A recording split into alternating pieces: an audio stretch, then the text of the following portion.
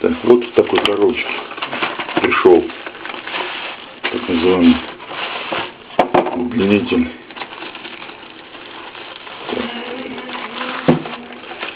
Вилку я уже переделал.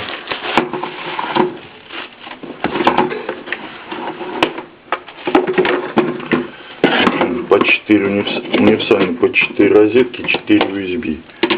Так, ну, все, что не вставляй, все входит и нормально работает. Ну, это я уже отрезал. Такой вариант тоже плотненько. Вот. USB входит. Достаточно туго так. Вот. Имеется у нас так. И вот такой тоже вариант. Зарядка с таким разъемом. Как раз будет удобно использовать без переходника. Так. Тут даже вот так вот. Вилку я уже переделал. Такая тоже лезет.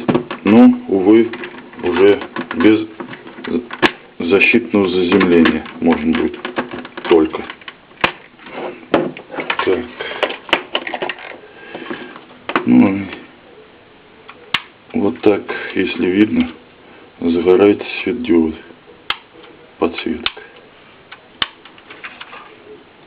Так, противоскользящие вставочки есть.